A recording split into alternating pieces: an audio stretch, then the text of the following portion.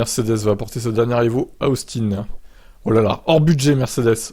Pénalité, disqualification Mercedes. C'est notre dernière étape de développement aérodynamique. Ça nous donnera, nous l'espérons, un peu plus de performance, mais de manière importante. Avec chaque étape, nous apprenons de plus en plus cet apprentissage. Nous pouvons le reporter sur l'année prochaine, a déclaré Chauvelin. C'est une partie du problème. De plus, nous avons enlevé un peu de poids à certains composants, ce qui devrait permettre à la voiture de se rapprocher de la limite de poids. Ça serait pas mal, oui, effectivement. Depuis le temps qu'elle est en surpoids, cette Mercedes, elle a mangé à la cantine, elle aussi, elle a bien mangé, hein. Il est très difficile pour nous de prédire où nous allons être. À Singapour, Lewis était terriblement proche de la pole. C'est vrai. Après, Max s'est raté aussi.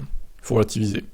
Mais à Suzuka, les deux voitures avaient un grand retard sur l'avant. Maintenant, notre rythme de course a été assez bon. Donc si nous pouvons faire ces progrès, nous pouvons espérer nous battre avec les Ferrari Red Bull.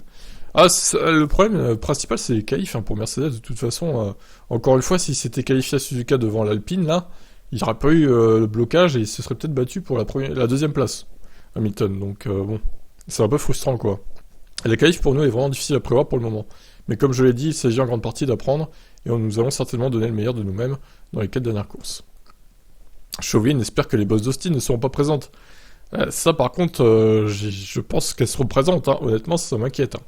Afin de pouvoir mieux cerner le comportement de la W13 et avec la difficulté de réussir à comprendre les évos, même si la piste n'est pas dans les conditions idéales. Ils ont fait un peu de resurfaçage, donc j'espère que les problèmes de boss sont un peu moins importants. Mais ce qui est très difficile cette année, c'est vraiment de savoir où vous allez être sur le circuit avant d'y aller. Il s'agit en grande partie d'apprendre. Mais nous n'allons pas faire de prédictions sur nos performances. Nous devons rouler le vendredi, voir quel genre de problèmes nous avons, et voir si nous pouvons les résoudre avec les réglages. Au Japon, l'équipe a opté pour les réglages pluie, quitte à afficher un déficit de vitesse colossal lors des qualifs disputés sur le sec. Mais bon, voilà, vous êtes fait avoir, en fait. Par Alpine, putain. Et même Russell, hein, lui, il a fini loin. Chauvelin pense que cette décision a compliqué la course et reconnaît que la W14 devra permettre d'avoir plus d'appui sans avoir besoin de recourir à des réglages extrêmes. Cette décision s'explique en partie par le fait que les simulations nous donnaient nos meilleurs temps au tour dans les conditions de course où nous allions avoir une dégradation élevée sur le sec.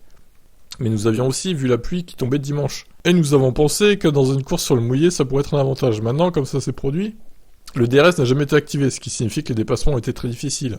Peut-être que la bonne décision aurait été d'opter pour un appui plus faible.